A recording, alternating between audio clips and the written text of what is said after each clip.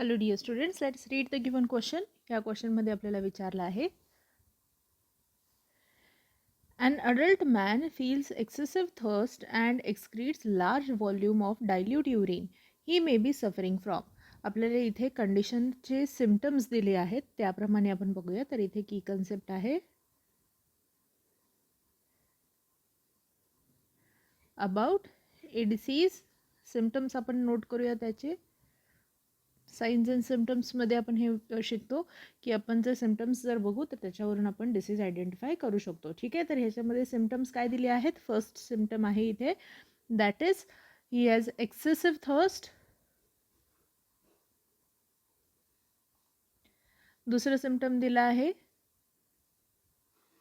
Large urine output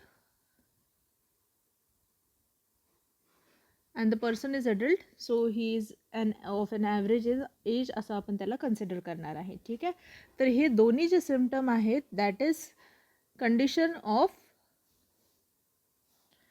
under secretion of ADH. ADH म्हणजे anti diuretic hormone आणि it is secreted by posterior pituitary. Okay, आणि हा hormone जो आहे it is associated with because ADH is associated with we can say reabsorption. Okay, जे renal ट्युब्यूलमध्ये होतं. ठीक आहे, आपण लिहूया इथे renal tubule reabsorption of water.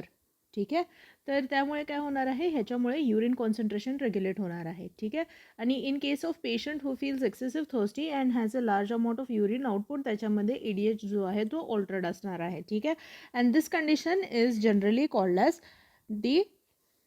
या सगळ्या कंडिशन ज्या आपल्याला दिसत आहेत त्या कशामध्ये येणार आहेत.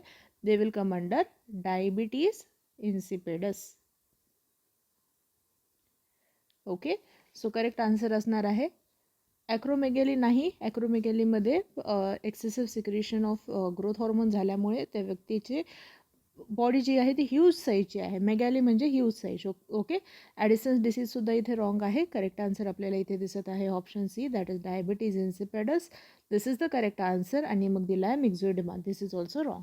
Correct answer is option C. All the best. Keep learning with PW.